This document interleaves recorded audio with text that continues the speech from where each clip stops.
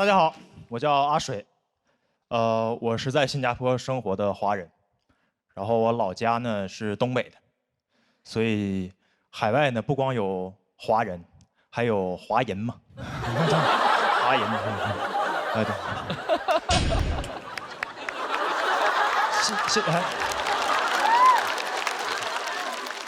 对，自己人，新加坡那边的华人也看咱中国的综艺的，啊。但是追的不勤了，可能会有一些滞后。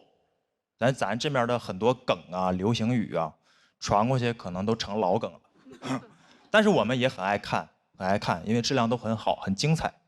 怎么说呢？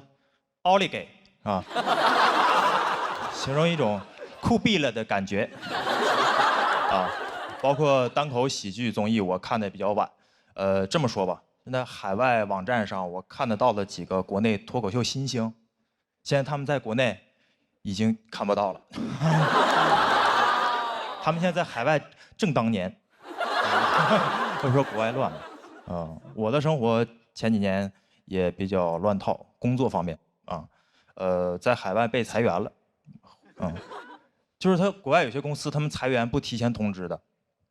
我那天正常下班呢，我看到 HR 在那儿突然加班，我说那我就先走呗，啊。果然，第二天一早收到公司 CEO 发给全公司的邮件，开头第一句 ：“It is a hard decision。”我这一看呀，是来硬的了。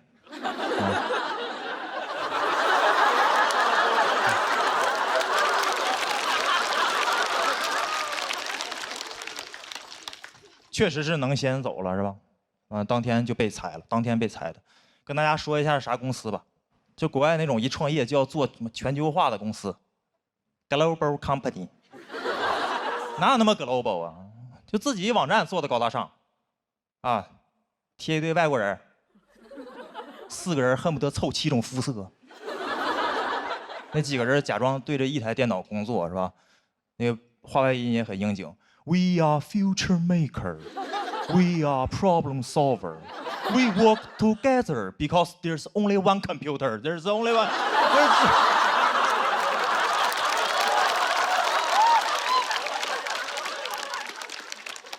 一台电脑可不就 work together 吗？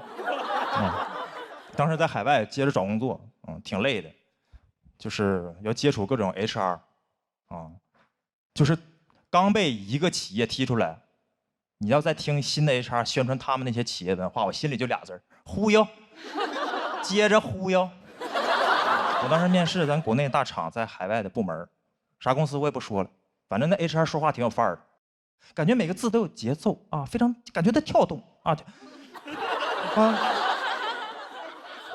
当时那 HR 是这么跟我说的，说你要加入我们，你还是要融入我们的这种文化，也就是我们的 culture。我说，请问是什么 culture？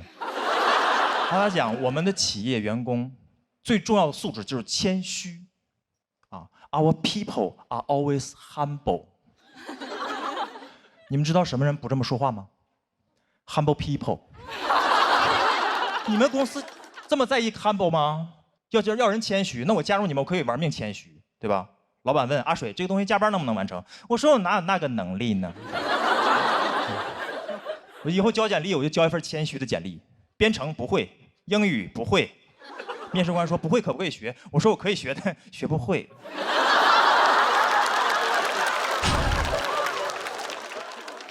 我不是说 HR 的工作不好，大家都是工作。我烦的是有的企业他那种拿腔拿调的，就是招你还要教育你那种姿态，就是你也不知道他是在给做公司宣传还是找你捐钱。那到你面前就加入我们。你得到的不仅仅是一份工作，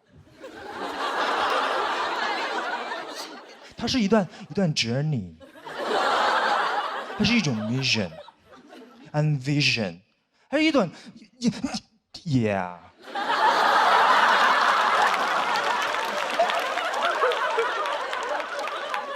你说这跟 HR 聊天，你能没有格局吗？是吧？他跟我聊的都是 What's your 5-year plan？ 你的5年计划是啥？我回家心想，我这劳务合同也才3年呢。跟这些 HR 面试的时候也不知道咋唠，挺累的。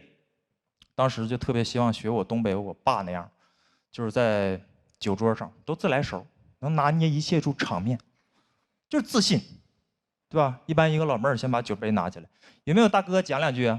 我爸拿起酒杯来，行。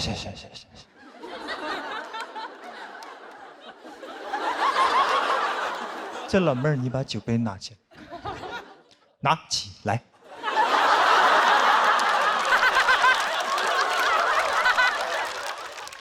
酒杯里呢有酒，我喝了，你随意啊。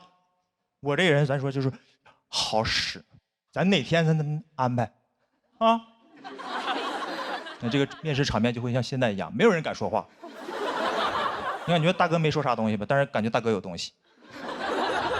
我面试的时候我就拿出这种自信，我面试的时候我就这么自信，谁还敢小瞧我？那 HR 拿起简历来 ，Can you introduce yourself？ 我说切。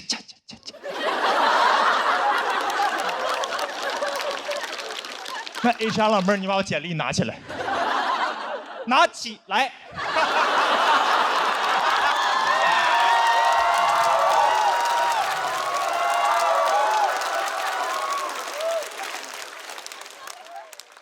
简历里已经有我一个简单的经历了，我写了，你看不看？你随意是吧？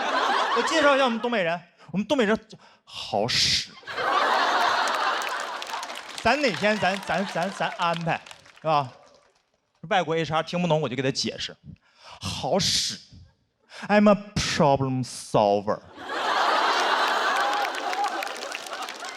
哪天安排？ I'm a future maker。谢谢大家，我是阿水。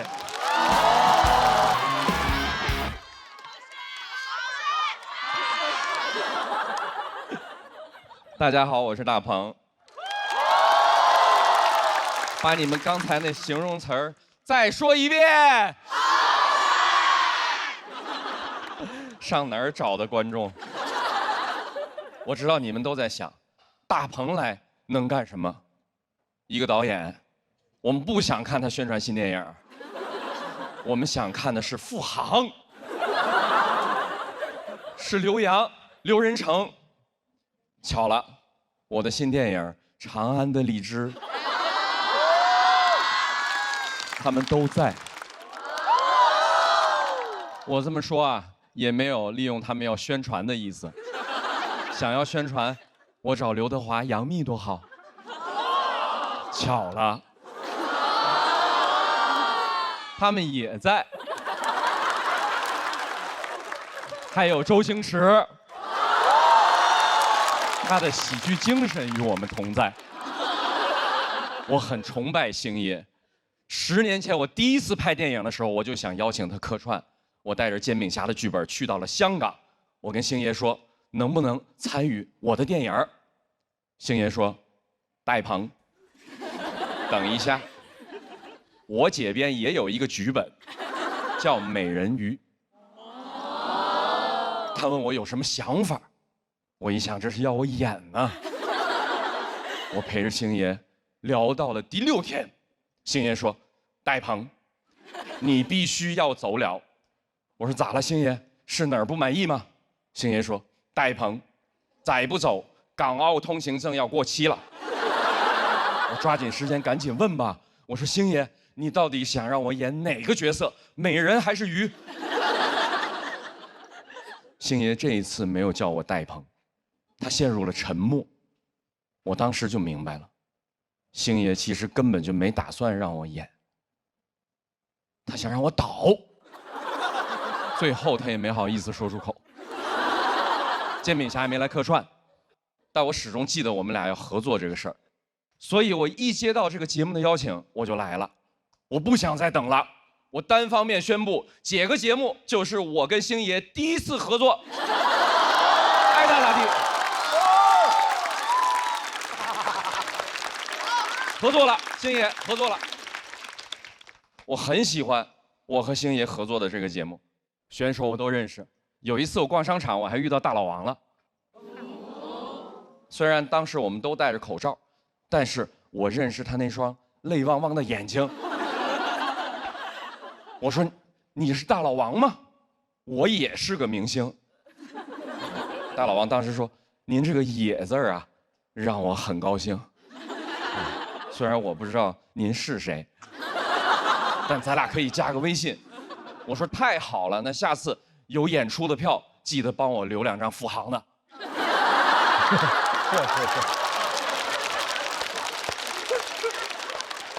付航是真红啊！我这么说没有说大老王不红的意思啊，没有这个意思。后来通过大老王推的微信，付航、刘洋、刘仁成，这也都演上了我的新电影。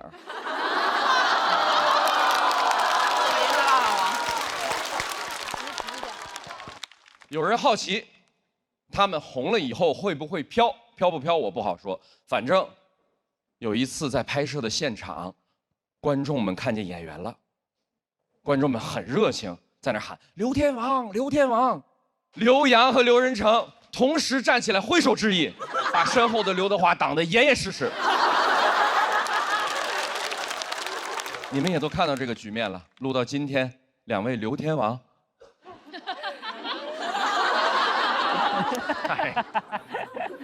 留那头去了。在这里，电影要上映了，我也想跟3位参与了的老弟打个预防针。其实最后成片里啊，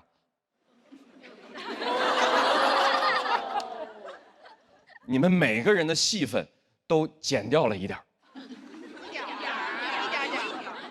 问题是他们也就拍了1点。但作为导演，经常会遇到类似的情况。你说电影拍得很精彩，时长有限，这个时候是剪掉刘德华的戏呢，还是剪掉付航的戏呢？刘德华。我相信每个导演都会剪掉刘仁成的。我就知道。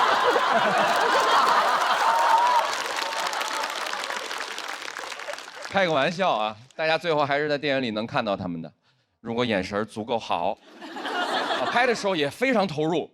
付航在电影里演一个岭南荔枝园的保安，有官兵要来砍伐这片荔枝林，付航不干了，说要誓死保卫，说跟树有很深厚的情感。后来还主动要求加一场打戏，啊，说要不然人物不完整。你们要问打得狠不狠呢？反正那场戏是那部电影付航的最后一个镜头，人物倒是完整了，人无完人嘛。打完以后我说打得很好，咱们能不能再保一条？付航，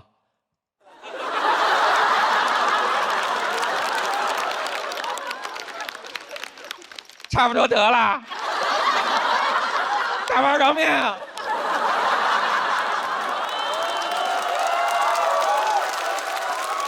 我赶紧安慰他呀，我说虽然你的戏份不多，但是你回去可以跟亲戚朋友说呀，咱们这部电影这么多的明星，主打一个付航。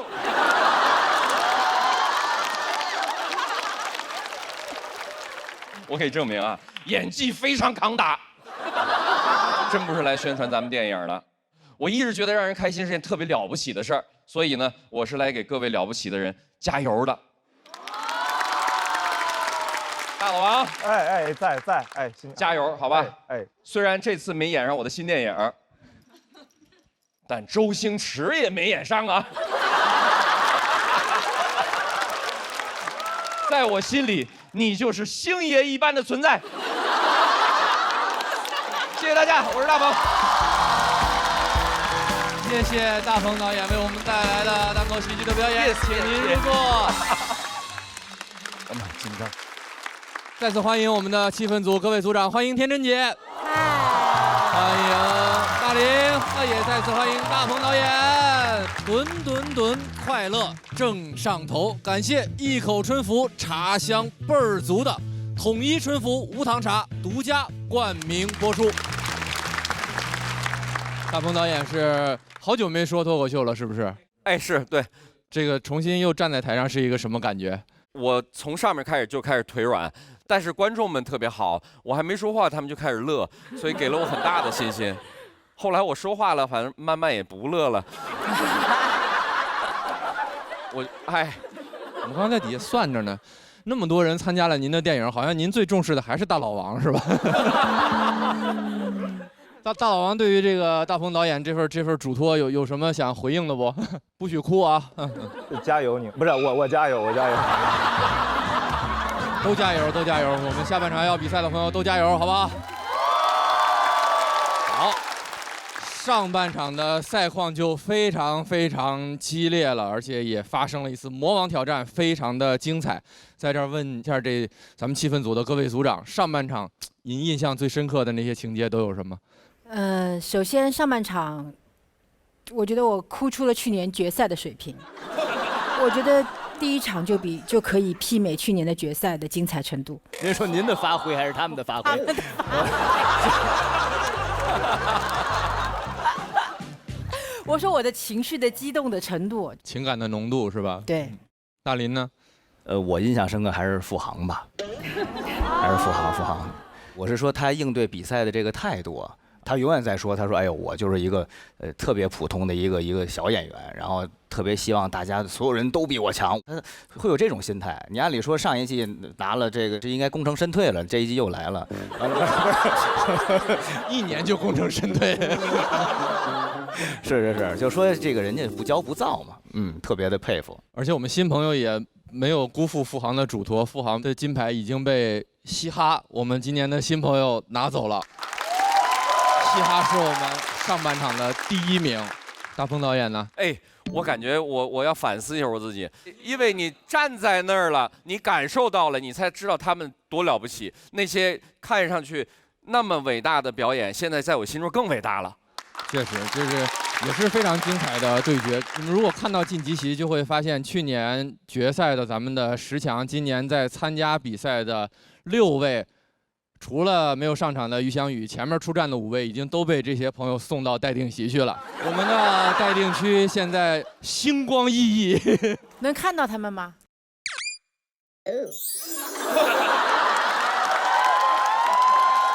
哎呦，嚯！发生啥了？完了，跑了。往哪跑啊你？干啥呀？哎呦，刘仁荣。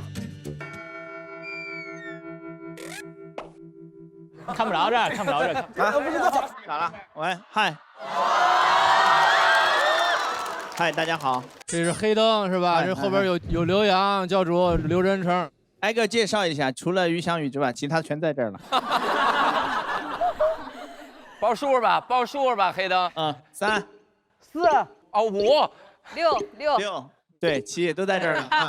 于翔宇，快点来吧，于翔宇。我是老8，我就不掺和他们了。那我们就开始咱们的比赛，团队火拼赛第2期上半场正式开始。希望坐在对面的朋友们好好发挥，也辛苦各位现场的观众朋友了，就像在剧场那样。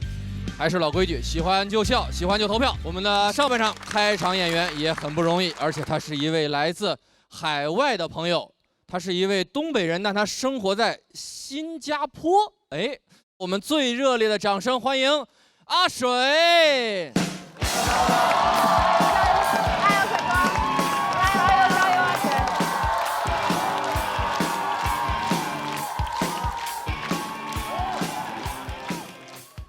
大家好，我叫阿水，我是在新加坡生活的华人，然后我老家呢是东北的，所以海外呢不光有华人，还有华人嘛，华人，对，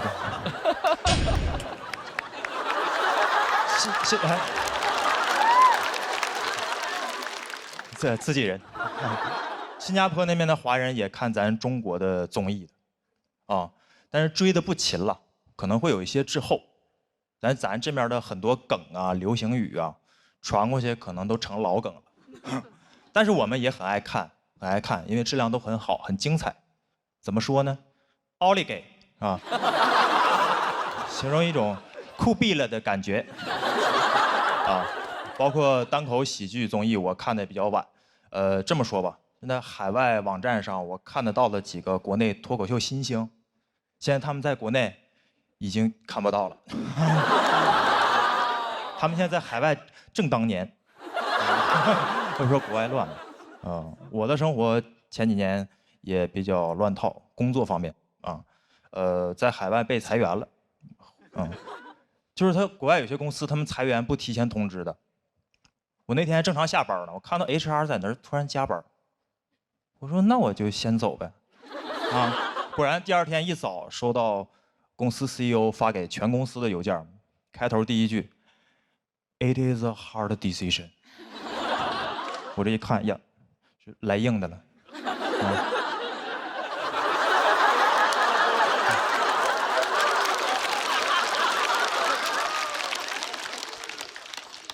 确实是能先走了是吧？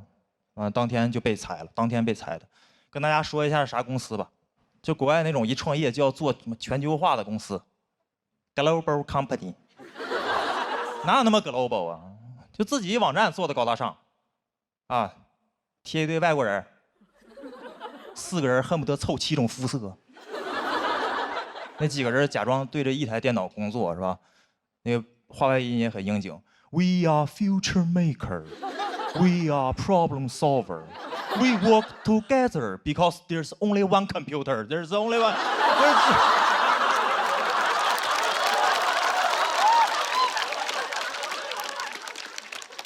一台电脑可不就 work together 吗？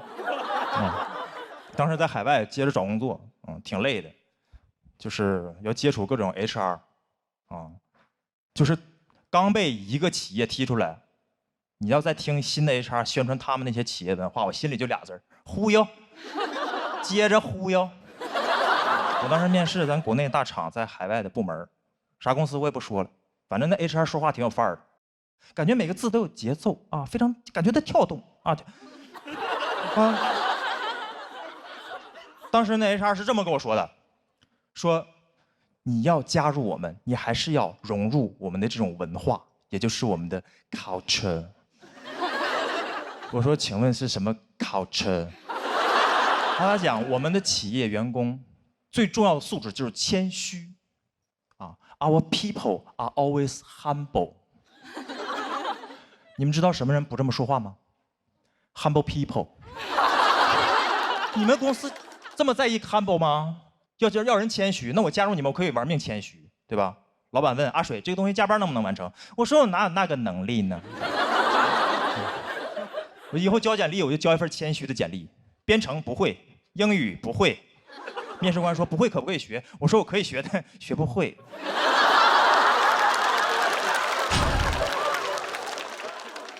我不是说 HR 的工作不好，大家都是工作。我烦的是有的企业他那种拿腔拿调的，就是招你还要教育你那种姿态，就是你也不知道他是在给做公司宣传还是找你捐钱。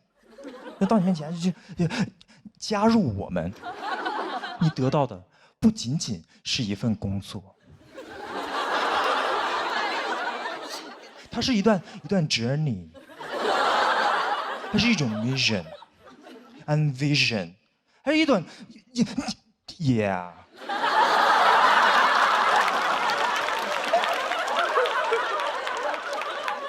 你说这跟 HR 聊天，你能没有格局吗？是吧？他跟我聊的都是 What's your 5-year plan？ 你的5年计划是啥？我回家心想，我这劳务合同也才3年呢。跟这些 HR 面试的时候也不知道咋唠，挺累的。当时就特别希望学我东北我爸那样，就是在酒桌上都自来熟，能拿捏一切住场面，就是自信，对吧？一般一个老妹儿先把酒杯拿起来，有没有大哥讲2句啊？我爸拿起酒杯来，行。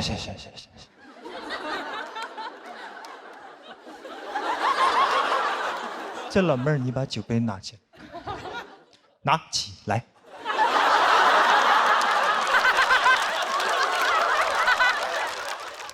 酒杯里呢有酒，我喝了，你随意啊。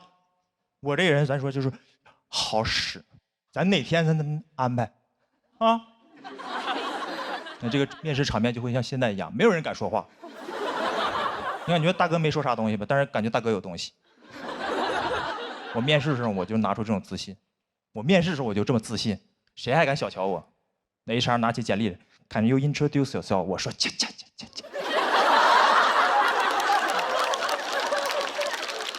那 HR 老妹儿，你把我简历拿起来，拿起来。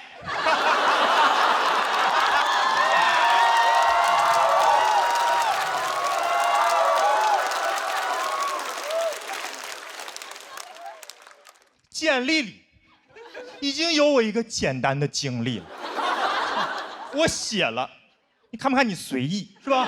我介绍一下我们东北人，我们东北人好使。咱哪天咱安排，是吧？外国 HR 听不懂我就给他解释，好使 ，I'm a problem solver。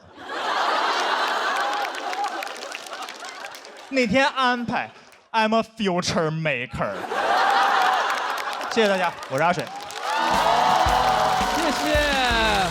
谢谢阿水的表演。喜欢阿水表演的观众朋友，千万不要忘记为他投票。3、2、1，请锁票。掌声再次送给阿水。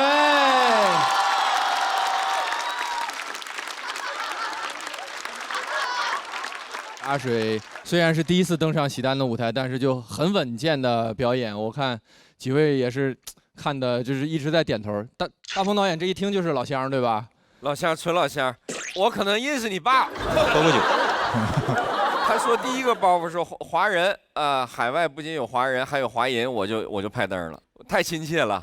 谢谢鹏哥。你现在羞涩什么？鹏哥去年看的鹏哥的电影，年会不能停。我以为在新加坡刚播到煎饼侠呢。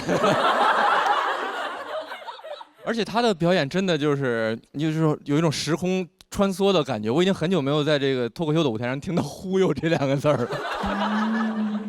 阿水，我看你的资料是 AI 算法工程师，对，所以你脱口秀是兼职吗？脱口秀兼职，平时主业是做 AI 就那块。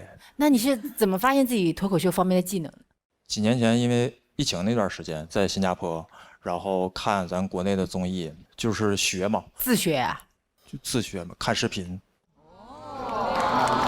因为真的很有陪伴感。其实国外那个我们看的综艺，真的就是国内的综艺，然后有很多喜欢的演员，像刘洋啊、周奇墨呀。然后我这是回来有一点粉丝心态，回来第一次见到刘洋。您是不是觉得他们俩刚出道？是不是？还在那时空里呢，还在新星。你们有刘洋粉丝吗？有。那你看过他们的视频就，哥们儿，一起练呐，你一组我一组怎么样？这个太像，声音都像。你可以退赛了。他是用 AI 研究过我吗？希望你追星不要追到那个待定间去，好不好？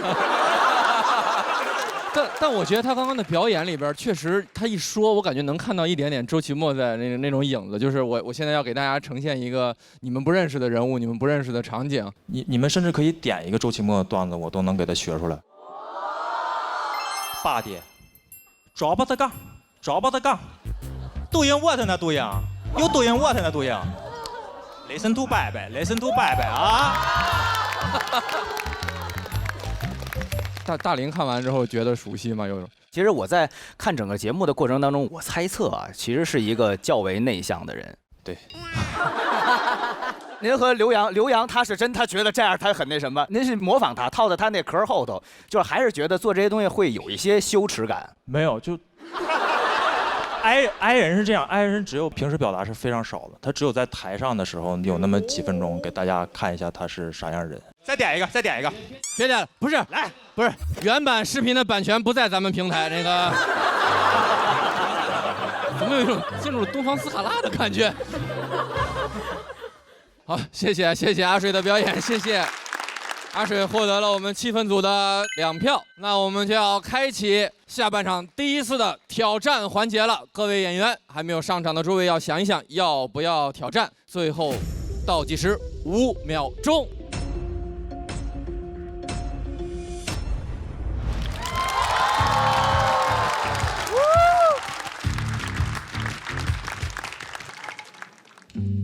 甄勇老师，他对我来说是新面孔。我最开始跟他交流，他说话我也没听懂。电视机不是这里吗？这个电视。哎，行，找 HR。我觉得他一定是特别厉害的人，然后我还挺期待他讲什么的。还可以是吧？这啥我不知道。今年接到了节目的邀约，第一反应是什么？第一反应是高兴。哎，那种时光飞逝，那种突然好像不真实，但就是我梦想的那一天，还是有一点胆怯。节目组其实找了很多人，我是一直坚信我能上节目的，因为我嘴巴好。哈？我加油冲就完事了，我们哈尼族不认输。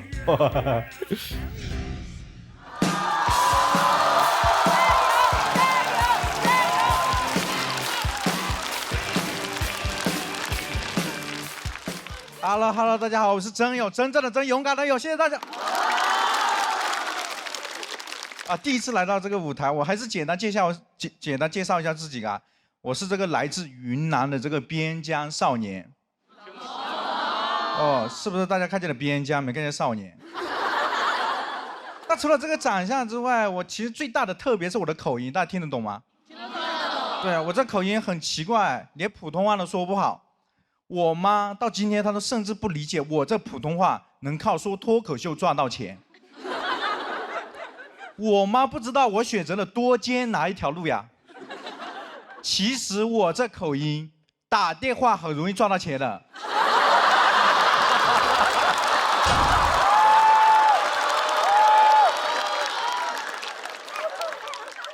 我这口音也给我带来很多困扰。我这口音给我带来最大的困扰是那个读书背文言文的时候，老师说我的口音话比文言文还要难听懂。记得有回背这个《月牙楼记》，我当时就背我说齐碧渊，谢啲子又爱又好像是了爱了。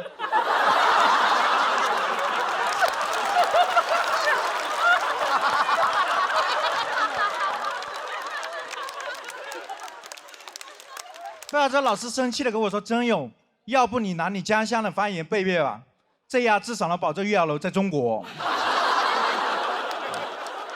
但其实造成这口音的原因是我说少数民族话，我是少数民族，而且出生在那种多民族聚集地。我告诉大家，我是那个出生在云南省红河州金平苗族、瑶族、傣族自治县的哈尼族。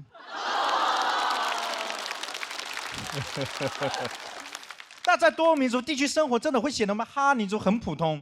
你们听听看，苗族人会下鼓神旗，傣族人过泼水节热闹。我查了半天，我们哈尼族唯一的宣传点叫“大年初一不出门”，这算什么民族习俗呀？那2020年的春节，全世界都是哈尼族啊！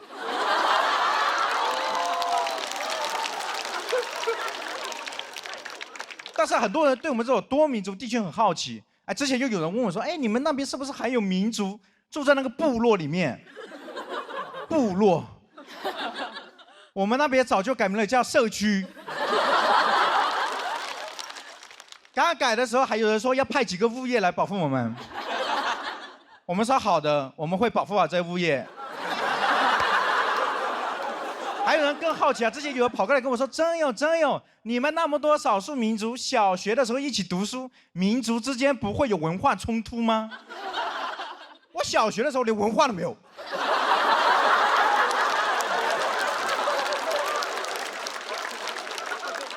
所以没有文化，只有冲突。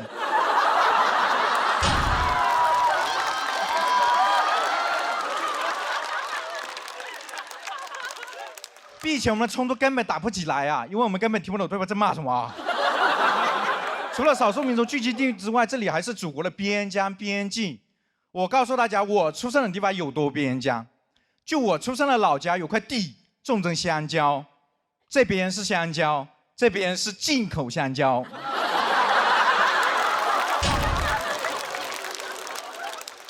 就有多边呢？就是我国最著名的那个边塞诗人王昌龄，他对我们来说他是内陆诗人。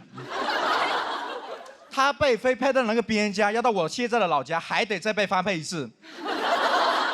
有的人出生的地方条条大道通罗马，我出生的地方条条小路可到金三角呀。但我特别不能理解的一个点，我今天生活在成都，我妈生活在这样的老家，她特别担心我在成都被人卖到缅北。我说妈，更应该注意人是你吧？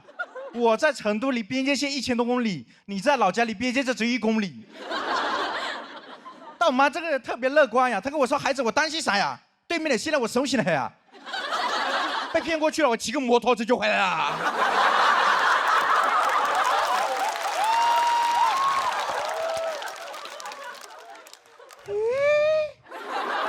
难道那些被骗到缅北的人，他们没能逃出来，是因为他们不会骑摩托车啊？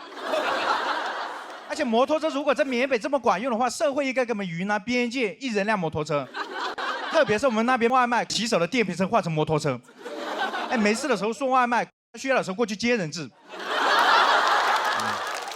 到时候我们派骑手打过去了，对吧？对面的人看见我们打过来了，跟他领导在那汇报说：“领导，对面的打过来了，他们派了个团，什么团？不知道，反正他们边跑边喊，赶紧接，要超时了啊！”而且可能是因为我出生在这边老家的原因，我发现每次回老家，大数据对我有偏见，手机大数据对我有偏见，因为我给大家刷到那个境外电信的新闻标题是不一样的。哎，你们刷到的是境外电信就是诈骗，缅北园区有多危险？哎，给我推送的新闻标题是还在诈骗吗？这就是下场。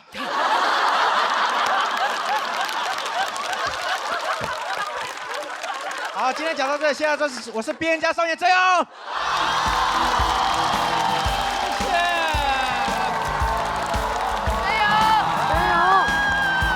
谢谢，谢谢张勇的表演。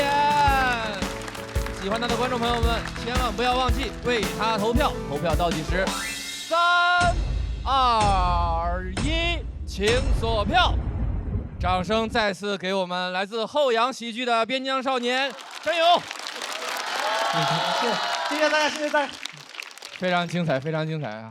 这位边疆少年的这个整个的状态，有没有唤起咱们边水少年大林的一些回忆啊？我都想振宇老师了。去年我们一块儿回来，今年他又回去了。让你留下来。快让那个他妈妈去解救一下。没事，我家摩托车是免费的，可以用。哦，那边一扫码就能骑回来是吧？特别好，特别好。我知道昆明那边讲马普是吧？马普，我们那里是哈普哈尼族嘛。哦，您那边确实是多民族融合。我上一个这么知道还是纽约呢，你知道吗？啊，对，确实是特别热闹。而且我觉得您这个，我觉得其实普通话算是说的挺标准的了。啊，是吗？就因为我们听起来其实没有什么太多的障碍，对啊，因为云贵川那边其实它西南官话也属于是北方语系嘛，对，所以大家接受能力也都挺强的，然后再搭上您这个天然的这个地理优势，其实说出来，我觉得大家一个是觉得很新奇，再一个确实您的演绎也挺好玩的。谢谢。如果边水晚是有第2季的话，到时候可以推荐一下我，到时候你当那个本胜出演，我来当本地出演，好吧？我觉得我们今年的新人真的非常强，而且你看这2位都是新人，然后风格完全不一样，但是内容也都是你没有听过的题材，跟讲故事的视角你也是没听过的，我就觉得很饱满。感觉竞争好激烈，有点不知道你们谁胜谁负。大鹏导演，就是如果刚才我的那段表演要加入一些我自己的乡音，就是我有的那个特点，声音特点，可能也许会更好。还在学习是？对，他就很好的利用了自己这个语言的条件，不是利用，是没办法。他的表演我们都听清楚了，不仅听清楚了，还听进去了，听到心里了，真的很了不起，很棒。欢迎来到我口音的世界。我觉得哈尼的哈尼去了，我怎么叫你这么暧昧的称呼？我觉得。哈尼，你说还叫我大领的你？我觉得真勇刚刚表演就是让我最敬佩的，就是他需要大家听清楚的都听清楚的，是需要你们听不清楚的都没说清楚，特别厉害。对，语言能力运用的非常娴熟。我也是云南人，真勇也是云南人。其实因为我看真勇的演出是最近在上海的开放麦听到的，然后我上一次在一个开放麦就笑出鸡叫，还是几年前。看徐志胜，我的天，口音也这么好笑！所以甄勇非常的有特色，而且他其实是非常典型的，从确实是很艰难的地方走过来的。他们的老家是那个《变形记》的，拍摄地就。对，是就是真的，我那个小山村就在越南的对面，就是哪怕那时候我小时候，我出生的时候好像都没有通公路，没有通电，唯一通就是通风。但这一些都阻止不了我想成为的人。妈呀！哇，那是怎么开始讲脱口秀的呢？脱口秀就是我之前在昆明一直说，因为我不太适合打电话，我感觉。你不要刻板印象我们啊！你是非要从事语言类的行业是吧？然后在昆明做脱口秀之后，了解到之后，就在昆明一直做，但是在昆明的市场很小。是去年有个机会，我在看到了成都后雅发一个比赛的稿子，我就去参加了。那时候我好像手里面只有几百块钱了，然后我就去参加比赛，因为我妈告诉我说，再给你1年机会，如果你不到头了的话，就回来吧。哎呀，就是有点想哭嘛。哪怕这么危险也要回去。所以我就回来了，所以那是我唯一的筹码。但是我去成都比赛之后，我真的得了第1名。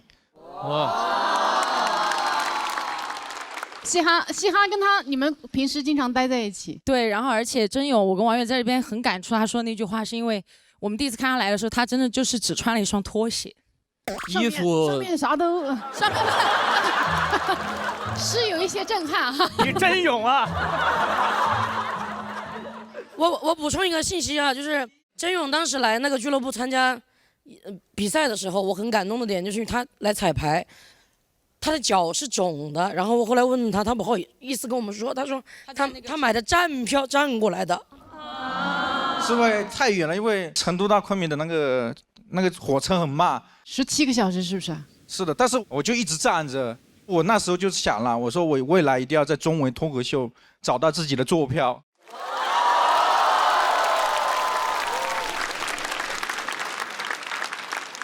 谢谢你把你的故事告诉这么多人，也谢谢你把这么精彩的表演带到这个舞台上。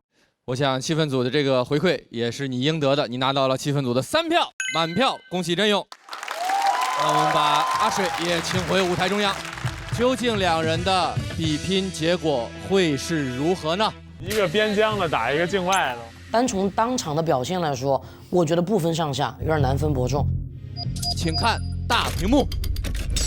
哇！恭喜甄勇胜出，同时恭喜阿水170票，是非常优秀的成绩。根据咱们的规则，阿水要暂时前往待定区啊，见到你的各位偶像啊。追星吧，哥哥。平起平坐了。有刘洋、刘元成，还有谁？你还没看到去年决赛呢是吧？啊。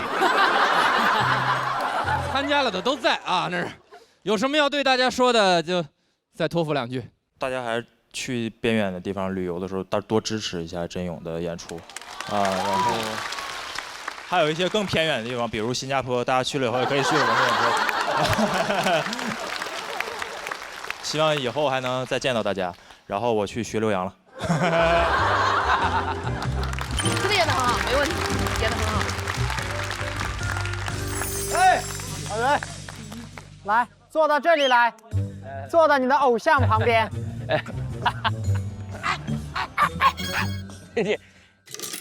根据规则，挑战继续。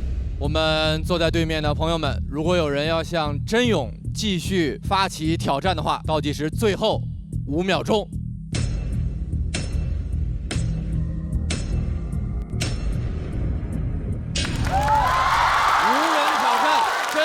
晋级，请大屏幕显示他的最终成绩，188票，恭喜甄勇晋级。哇哦！谢谢大家，我哈尼族永远爱你们。恭喜你拿到了自己的坐票。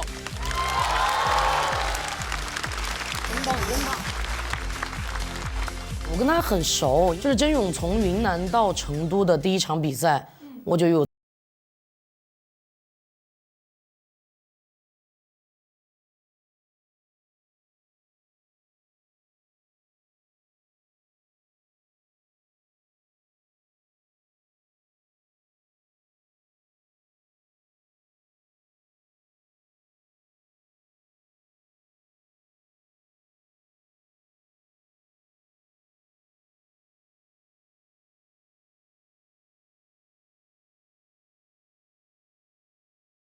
因为那时候钱也没有，我就买了最便宜的站票，然后就一直在争那个钱。主持人有请今天的冠军真勇。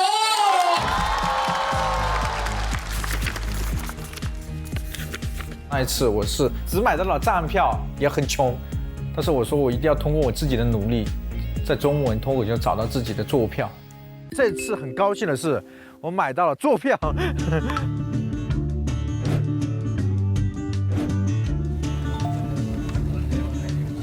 晶片哦，晶片，我们出来可以看显的啊。东处塌方要封路，只能走老路了嘛。从下面上去就只有8公里，但是从老路要20公里。爸爸来接我了，开心，回家了，回家了。还有1公里。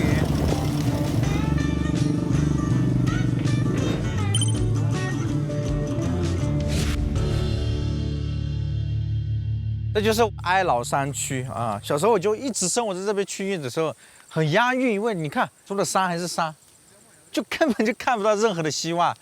但我那时候就说，我一定要走出大山，走出大山，走出大山。走，看舅舅，来，舅舅要出场了。哎呦，我妈生活在这样的老家。我弄点下来了，现在。这个追人戏吧。这业务我们听。恭喜你拿到了自己的坐票。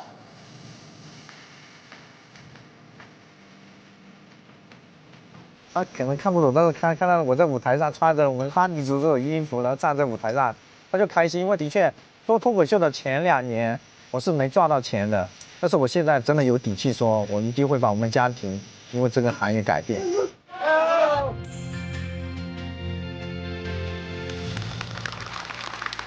不容易啊！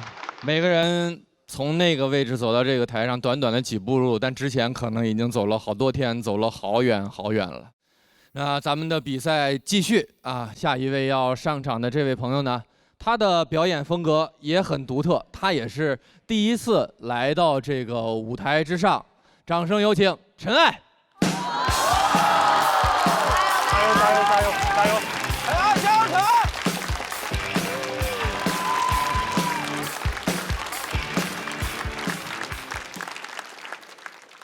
大家好，我叫陈艾。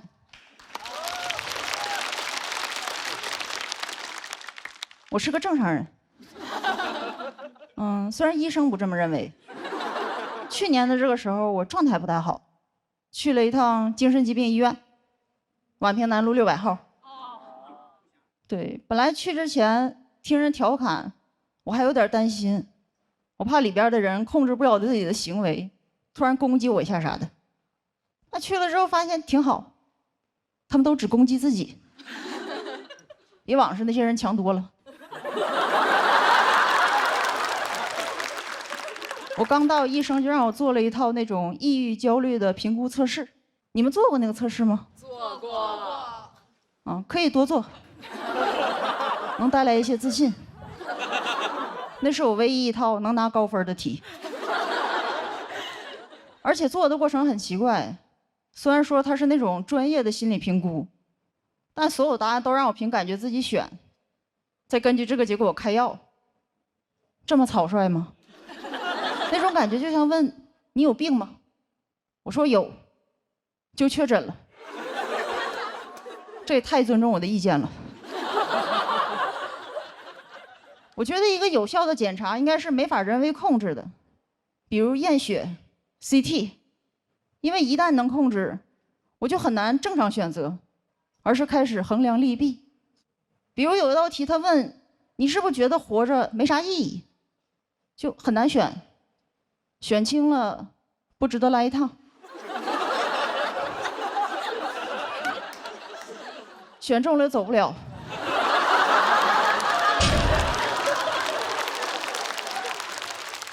类似这种问题很多。整个测试给我感觉好像就是，只要你觉得自己有病，总能查出点啥。所以我给这个地方想了个宣传口号：来精神疾病医院，成为你想成为的人。测试的环境也不好，之前我在其他医院做过，它有一个专门的小房间给你答题，但那个医院患者太多了，很多人领完测试只能在走廊完成，走廊很吵，我旁边的人为了不被干扰，只能把所有的题目和选项大声读出来，成功干扰到我。有好几道题我是跟着他选的。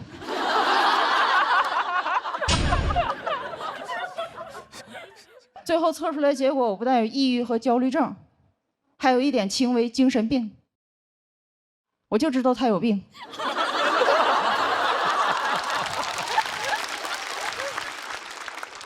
不，其实是我有。我的症状是，脑子里经常会出现很多不同的声音。你以为我现在在讲脱口秀？不，我在办春晚。我确实有一段时间严重到出门都要告诉自己正常点儿，但这样不会让我放松，只会更容易说错话。比如之前有一次我去买奶茶，还没到店里我就开始想要说什么。你好，来杯奶茶，凉的、热的，热的，微信。准备好了，我到那儿我说你好，来杯奶茶。他居然问我要大杯小杯，这句没练过呀。但我跟自己说没事，你可以的。现在正常人该问什么？大杯多少钱？小杯多少钱是吧？但我太紧张了，问成大杯小杯啥区别？说完我就特别后悔，因为我发现他在用一种看智障的眼神看我，说大杯大一点，小杯小一点。这是我之前写的一个段子，那个时候我还不敢面对自己的精神疾病，所以到处说我社恐。但人家社恐只是害怕社交，也不是脑子有病。但我当时觉得应该没事儿，反正社恐也不会当面骂我。但其实我也没觉得自己多不正常，我觉得不正常的是你们，只是你们人多。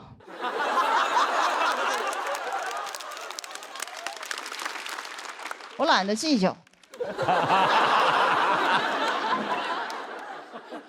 而且虽然你们现实中人多，我脑子里人也多。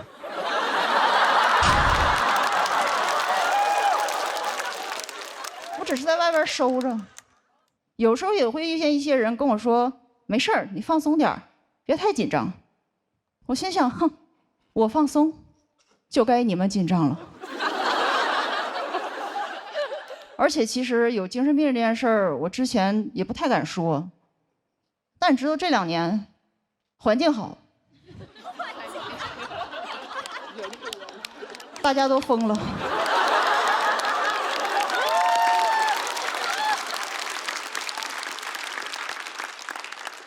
我也没想到一个神经病还赶上了好时代。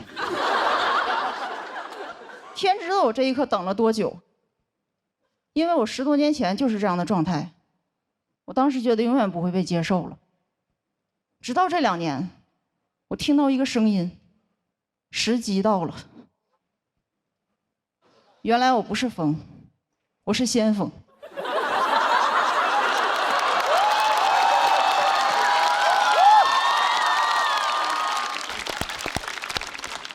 我甚至都看到希望了。他们说信息时代人也更容易抑郁，也就是你们也会走我走过的路。你们加油吧。反正早晚都得疯，别错过这个风口。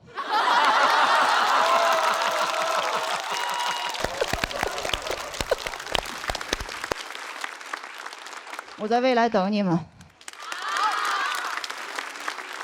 被确诊精神病这件事儿，最糟糕的是，它会摧毁你一些对于现实的认知。就是有些事儿你以为发生了，其实没有。比如你们生活中都有一些幸福的时候，升职。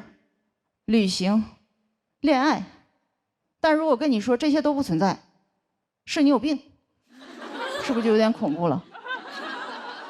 对，其实我这个表演也不存在，是你不开心把我想出来的。你可能会想，不可能，你讲的又不好笑，不是我不好笑，是你想象力不丰富。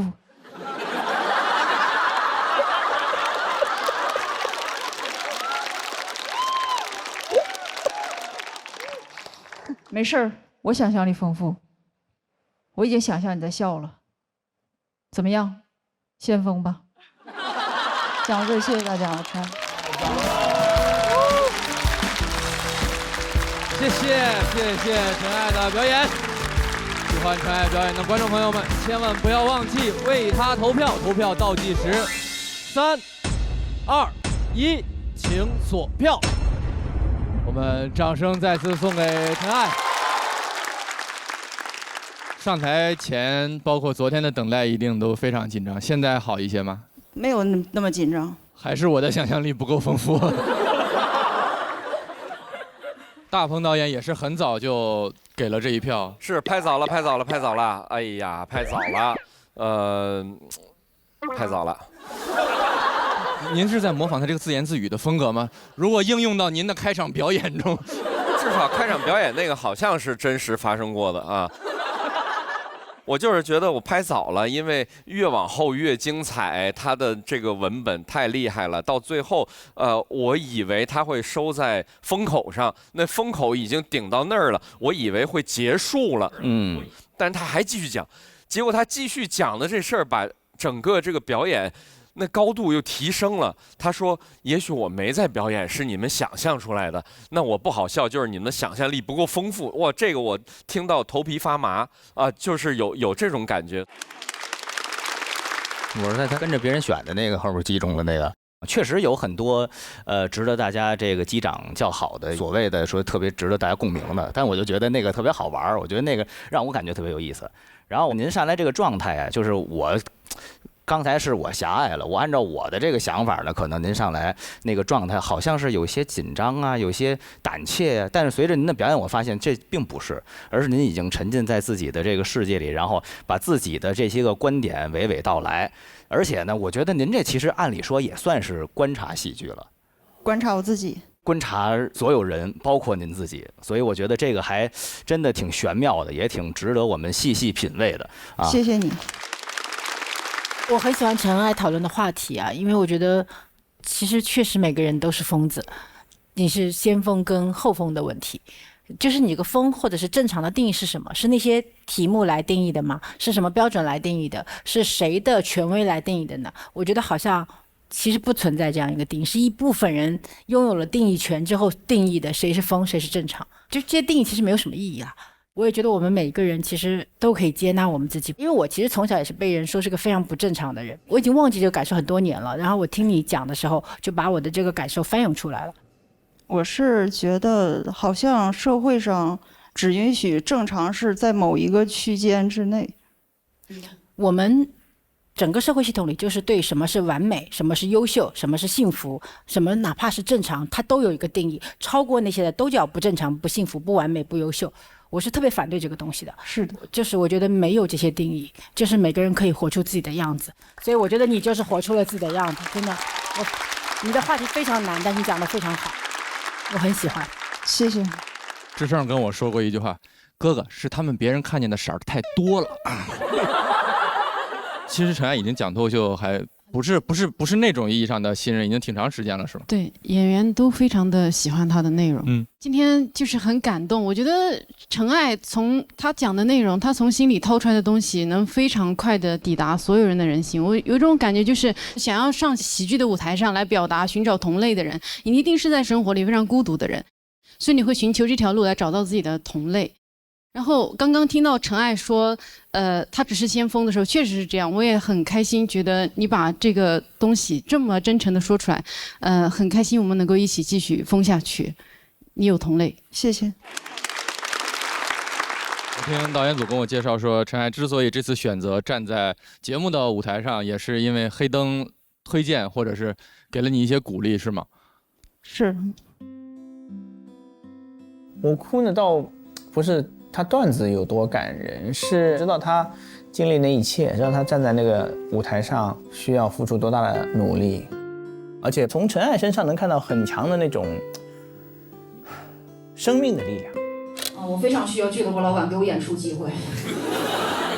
就是一个人，他可能会得了一些心理问题啊，或者什么什么，在某一段创伤或者痛苦中很难走出来呀。但是，他虽然还是很纠结，还在很折磨，还是在来回的和这个拉扯，但是能从这个拉扯这个事儿的本身上看到一个生命力在顽强的生长，他已经在对抗这个东西了。我和黑灯真的是开心的落泪，他真的会更辛苦一些，大家从镜头上应该也可以看得出来，他的记忆力也很不好，注意力也很难集中，他已经在努力的让自己表现得最好了，而且他能被人接受真是太好了，他终于赶上了他的好时候。因为之前我的人生就是很边缘，很压抑，也没有被看见，我的人生怎么努力也没法就是变成主流社会那个样子。我一直在往那方面靠近，因为不被接受的感觉很糟糕。但是我听完黑灯老师讲的段子，然后我就很喜欢，因为他在为这个群体发出声音。我觉得一个舞台需要这种声音。那你有什么想对黑灯老师说的吗？就是非常的感谢黑灯老师。就嘴说说是吗？给你跪下。除了那个做题的小黑屋，你脚下的这个舞台也是一个能让大家做自己的地方。谢谢你的表演，也谢谢大家对陈爱表演的认可，拿到了气氛组的3票，满票。挑战环节仍然要开启，在座的各位演员，有谁想要向陈爱发起挑战？倒计时最后5秒钟。无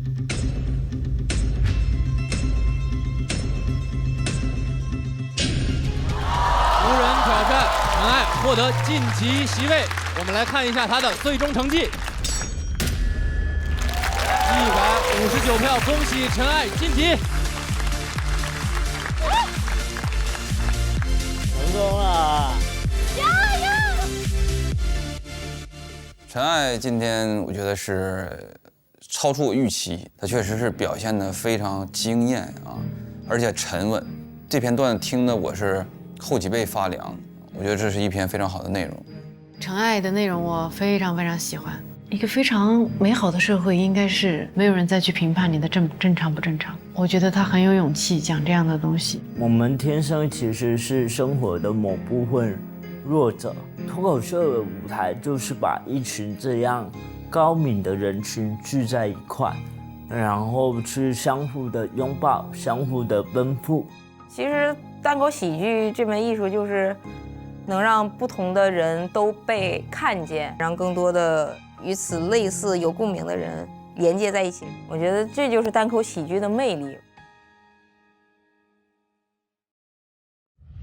春福焙茶，我的茶就是香，茶倍儿香，一口春福茶香倍儿足，三重焙火口口香，一口春福茶香倍儿足，一口春福茶香倍儿足，经上市哦，还是无糖的。今年的新朋友确实都各具特色，每个人也有自己的风格。我们演出继续，接下来这位要上台的也是新朋友，也是年轻人，一位从小城市终于走上了喜单大舞台的年轻人，我们欢迎林简期！加油加油加油加油！简期好帅呀！林简期太帅了吧！这是在干什么？别给我帅死了！确实很帅，确实很帅。林简期他也太帅了。简期有一种东北热血高校的那种感觉，东北小栗旬。哇，你好帅啊！妈呀，什么？哇！也有骂我大傻子的。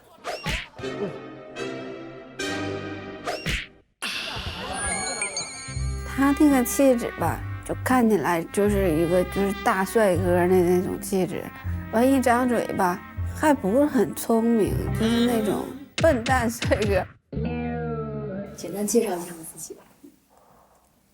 林简期，东北人，现在经常居住在北京，台球高手，爱去网吧。上网吧这3个字，我很多年没听过了。我说怎么这还有人上网吧呢？懂吗？啊，你是初中生吗？你是？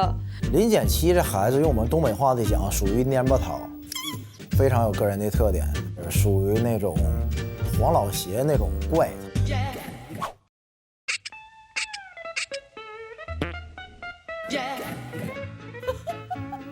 这太抽象。小林他的段子，我觉得那个梗啊都很奇怪，然后又很值得琢磨，有那种说不出来的那种魅力。林简七也很强，这是非常受瞩目的新人啊。林简七，林简七拿过好几个比赛冠军啊、亚军。小林他就是年度心梗赛上打败了我，取得了第1名的好成绩，也是实至名归。我会先崩溃。他今天已经差点崩溃了。作为组长来讲，我当时是有点担心，很多人可能会对他稍微期待有点高，我是怕大家这样的话是对他有压力的。我不怕输，演好就行，加油！加油！加油！加油！加油！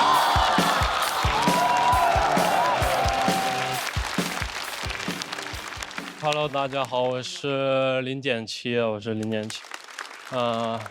一个东北人，我出生在东北的一个小县城抚顺。我觉得出生在小城市，你就很难介绍自己。别人问我家在哪儿，我说辽宁，他说辽宁哪儿，我说抚顺，他说抚顺在哪儿，我说离沈阳很近，每次都很繁琐，所以我一般会主动说我是辽宁沈阳抚顺。 我是辽宁沈阳抚顺，我是辽宁沈阳抚顺，直到一个南方哥们儿紧紧握住我的手，他说：“你好，抚顺。”你好，抚顺，我广西南宁李坤，你好。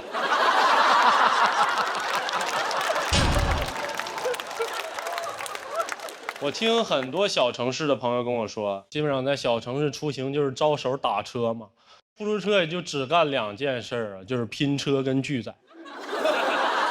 有一次我坐在副驾，他车一停，问路边的人说走吗？啊，路边人看了看，我说车里有人啊，摇了摇头。他这一摇头，司机就骂一道，就在那怎么这么事儿呢？啊，有人怕啥呀？啊，他是死人呐！我说。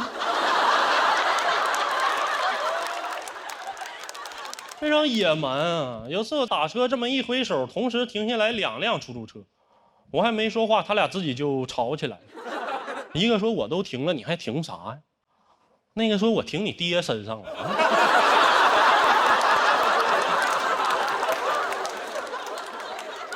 怎么你停了我就不能停呢？我就在那站着，别的空车经过我也不敢招手。 我就只能在那等待，在他俩当中等待一个更强壮。给另外一个车吵走了之后啊，我隔着玻璃问胜利者的师傅：“我说师傅，我去火车站。”他说：“小伙儿，我不去。”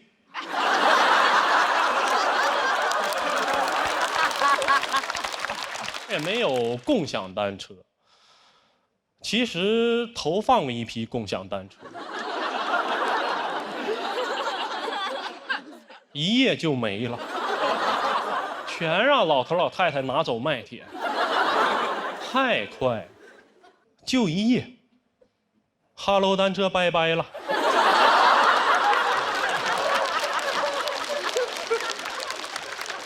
你们想象那个场面，就老太太把车架子敲成铁皮，放自己车筐里，骑着去卖铁。我们总说做事情要打破框架。 他们打破的很彻底，他框是框，架是架。老头骑这个3轮车出来了，给这个后备箱装共享单车装这么老高，就你光看他那辆3轮车，你是分不出来他是要偷窃还是要投放的，你知道吗？我那天晚上迷迷糊糊一出门，哎呦，穿越了，那大道上拿铁棍搁那撬。 拿小锤搁那敲，太震撼了！全民运动。我说怎么了？又变杠了啊？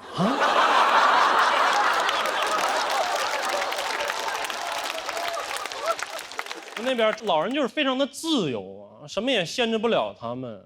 宗教也是，他们信的也不是正规宗教啊。好多老人他信教是因为他们到岁数了，准备上天堂。信别的就很少，你要跟他说轮回，他就说轮回我就不去了。啊，宗教这儿不让干，那不让干，他们信教的主旨就是我都能干，因为我能忏悔。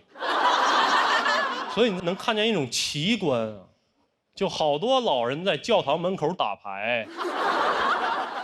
哎呦，这帮堕落天使啊！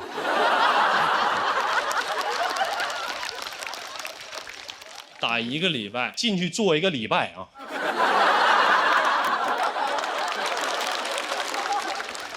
那话你都没听过呀，主啊，我忏悔，妈3代1出早了。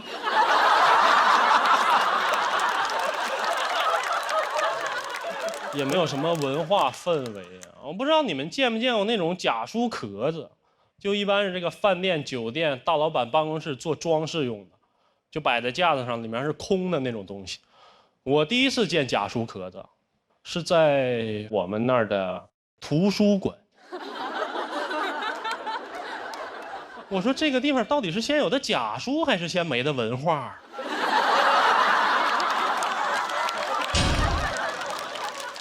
你们能想象吗？一个个嗷嗷待哺、渴望知识的青年，翻开书一看，我文化了啊！我还上网查了一下，这种书它叫仿真书。哎呦，你听它这个名字啊，仿真书。我从小就对真假这种定义非常的清楚啊。我小时候也穿一些高仿的鞋什么的，我同学就指着我，他说：“你这个鞋是假的。”我觉得真假你也得看哪种维度吧。在你那儿它是假的耐克，在我这儿它是莆田正品。它是仿真书啊，它都不是书，它是纸壳子。你让老头老太太知道了，来了全给你拿跑。比在图书馆放假书壳子更诡异的是什么？是这个假书壳子，你能借走。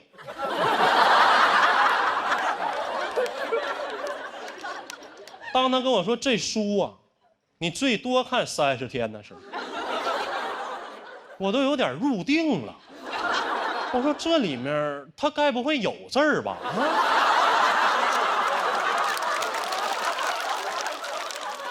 老师问我看没看过《红楼梦》，我说那打开里面一场空啊。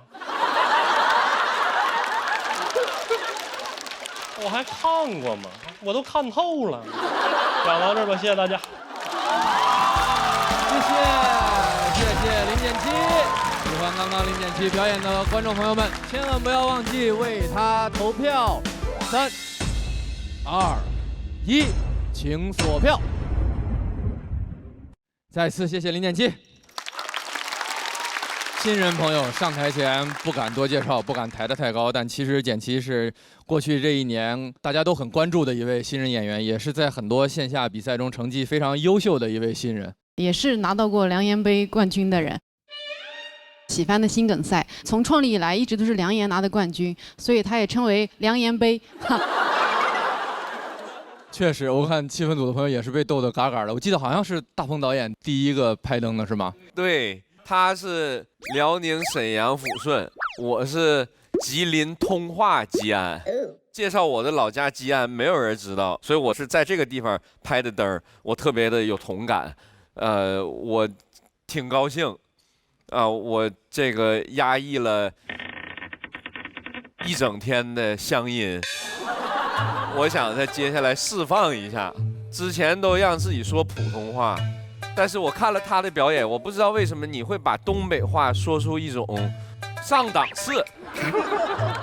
向不了解东北的朋友们，很好的展现了东北人是一个什么样的状况，很好的推广了家乡。因为我也很热爱这片热土，你看我的电影里也经常都是描述我家乡里面的事儿，所以我感觉就有一种那个东北文艺复兴在脱口秀这舞台上产生了。东北话都复兴了。又复兴了啊！我很喜欢你的表演，期待你接下来的段子，加油加油！我们都爱我们的家乡和家乡音，我觉得0.7长得有点像张若昀，你觉得吗？觉得。咱节目好几个明星脸呢。哦，烧饼那也算。烧饼。他身上透露一种古怪的气质，就是很古怪。是什么呢？就是此刻啊，就是你古怪，但是又很好玩，帅气抽象，这个词蛮好的，又帅又抽象，帅抽。我觉得他跟大林有一点像，就是他们其实很年轻，但是有一些老成的气质，但你俩老成的方向又特别不一样。我有那么老成吗？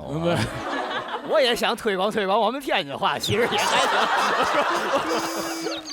特别好，尤其我特别喜欢的那个欲言又止的那种，哎，那个味儿最对了。我最喜欢那包，我当时没来得及拍就过去了。我们那儿就没有共享单车，但其实我们那儿也有过。就是这包太值钱了，这太有意思。所以您现在也不会骑共享单车对吗？那会，我去过大城市。没有，开玩笑，特别好。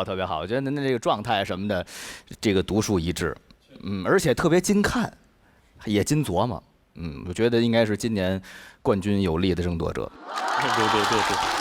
别，那期待你后面的表演，这一次也是拿到了气氛组的3票。挑战环节现在开始，如果还有演员要挑战，就请起立，倒计时5秒钟。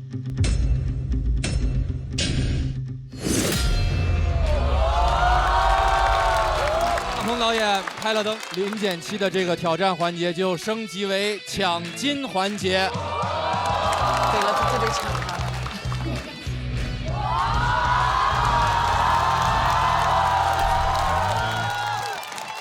哇，这么多人！要去抢金牌了！哇，打起来了！来吧，于博来！掌声有请于博。我在后台见过于博，他不长这样。我叫于博，来自黑龙江省七台河市。在平时在喜剧联合国演出。我呢就是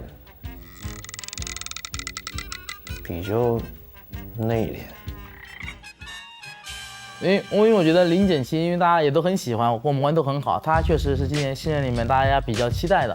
当然，于博大家也很期待。我觉得对于新人来说，他去选了一个那么对大家期待的新人，是很有勇气的选择。老七是我心魔，之前在喜番金港赛决赛，我接他完全没接住，那一场他冠军，我到第2。那一次就演的我醍醐灌顶，演的我琴瑟和鸣，脑瓜嗡一下子。我说这有人能这么写段子吗？很长一段时间一写段子脑袋里全是0.7。我是那种很个人的觉得，我就是想打0.7，就是想克除心魔。0.7最强新人怎么事儿啊？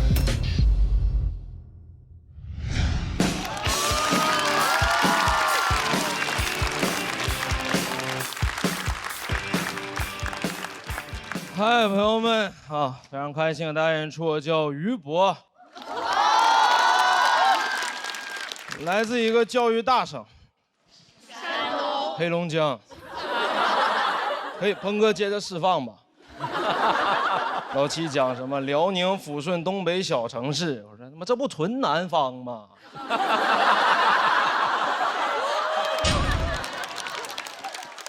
当然，教育大省不是空穴来风。各位，我知道这2年互联网对黑龙江刻板印象很深，东北小孩抽烟喝酒打架混社会，往那一站就是松柏欲盖弥彰。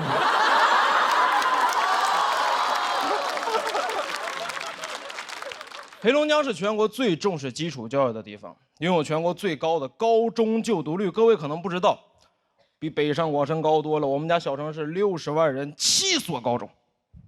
没有中专和技校，每个混混都有文凭。你去看每一个打你的人都会三角函数。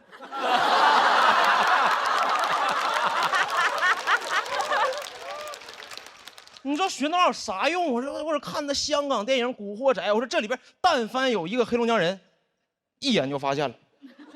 那大哥说，给这个人给我扔海里淹死之后沉了。大哥不行，因为浮力公式 F 等于ρ G V 排，淹死就飘了。重视教育，读书改变命运这个观念刻在我们骨子里。从来不掩饰读书的目的，很直接，很夸张。我们当时高中班级直接到班级名字就叫清北班，清北班，太直接了。这和那是衡水中学不一样，人家不叫，但能考上。我考不考上别说，我们就叫，先叫，先叫的人先享受清北。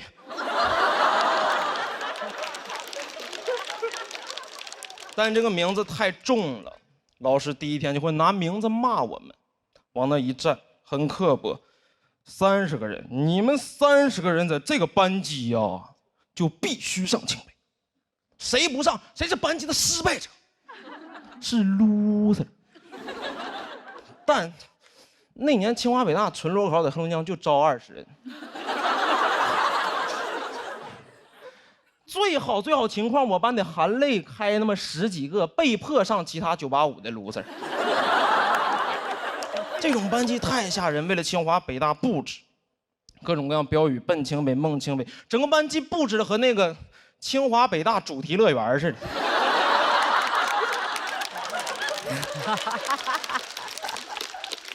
每个人的成绩和分数线的折线图，给饮水机取名叫未名湖。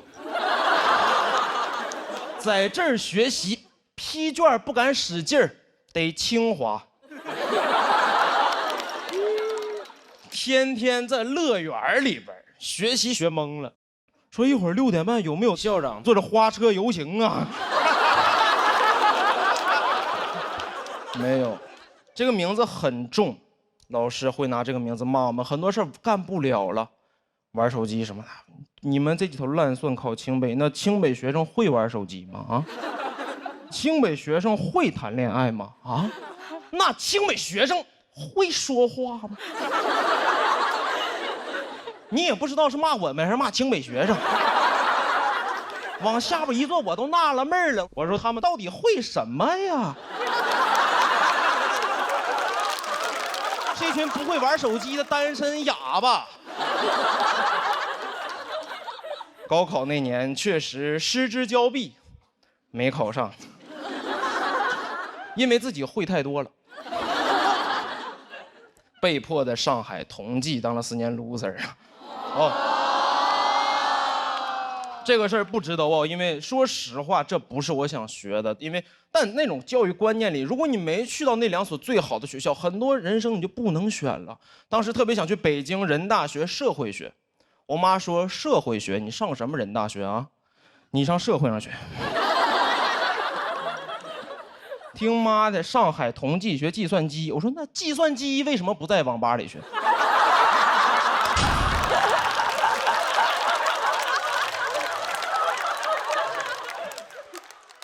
因为那种观念，小时候一直贯彻的叫必须好好学习，去大城市挣大钱。如果不好好学习，留在老家你就饿死。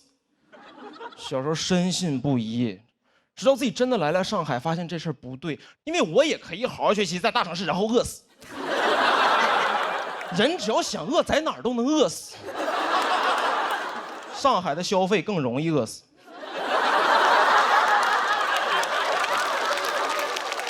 但说实话，刚考到上海那年，整个人还是沉浸在自己走出了那种小城市的幻境里边，觉得自己哎呀，哥们在上海打工干个3、5年就买房买车了，你们在老家什么东？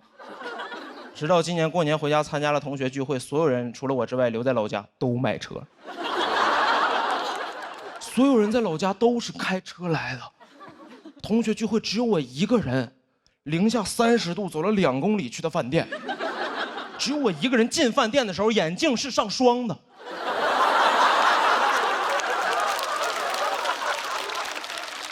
他们有车的人眼镜的霜拿雨刮器就刮掉了。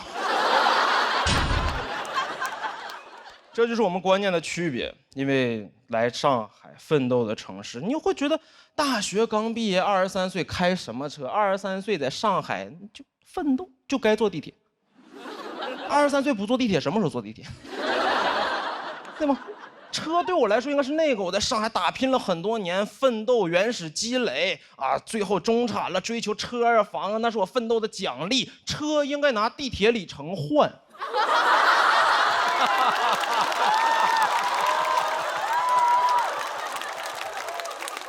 但在老家不一样，老家什么奋斗的奖励，你只要活到一定年龄阶段，爸爸妈妈就会给你买房买车，不是奋斗的奖励，算签到奖励。在线时长够，可以了。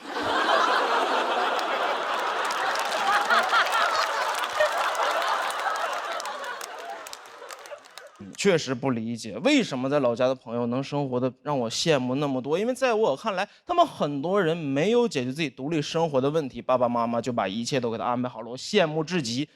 独立生活了吗？我说问一个哥们，我说哎，为什么买车？和你们在上海不一样，是在老家，钱花不出去。我说钱花不出去啊？你发点假币呀？这句话让我醍醐灌顶，那一刻突然意识到，成年人的世界里不是那种完全的读书改变命运。再去考他们，没有人在乎了。问一个哥们儿，我说哎，交流电系统的发明者是谁？他说不知道，去你的吧！然后开着特斯拉就走了。讲到这儿，谢谢毛宇波，拜拜。谢谢于博的表演，喜欢他表演的朋友千万不要忘记为他投票。投票倒计时最后3秒钟，请锁票。谢谢于博。于博其实就是一直在上海的演员，喜剧联合国的演员，虽然看着非常狠，其实是一个00后。他其实刚刚说了，你们都没有注意到，对不对？23，01年的，大家数学还是需要努力一下，上黑龙江读一读。也是大鹏导演的这东北老乡，东北一家人又家人了，是吧？是，我以为这节目搁沈阳录的呢。说实话，我当时写这段段子的时候，还是受大鹏导演，就是其实影响挺深。哦，我初中特别喜欢你的作品，后来上同济就差点了，是吧？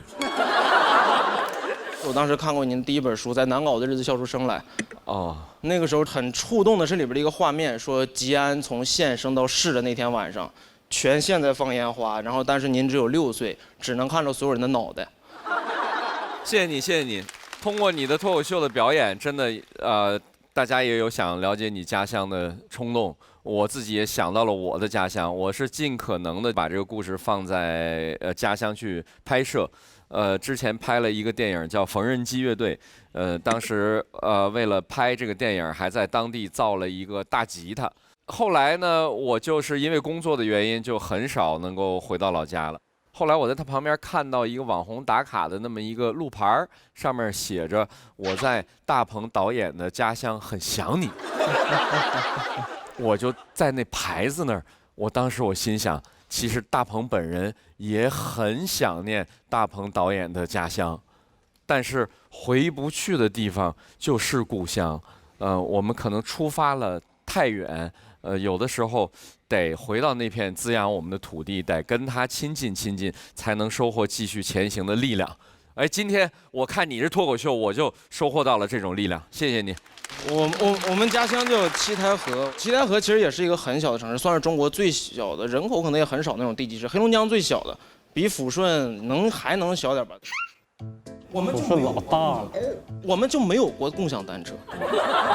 确实，从家乡出发，然后去所谓的这个大城市追逐梦想也好，去继续求学也好，是好多人的人生故事。这边坐的这几位其实也是好多你们的人生故事，是不是？田震杰，我刚才看到于博下来的时候，我盯着资料页反复看了很多遍。这是你吗？是我，这是曾经的你吗？我当时比较年轻啊，因为小的时候一直靠读书，想读书怎么的，来到上海之后叛逆期来的比较晚一点，就要18、19的时候突然开始叛逆。那你是怎么开始讲脱口秀的呢？以前我们同济有一个社团了。脱口秀社团，对，算是中国最早的脱口秀社团之一啊，就很早。然后我是19年入学那年就被我们社团啪就拉过来了，我说我想去相声社团，他说你不去，不去对了。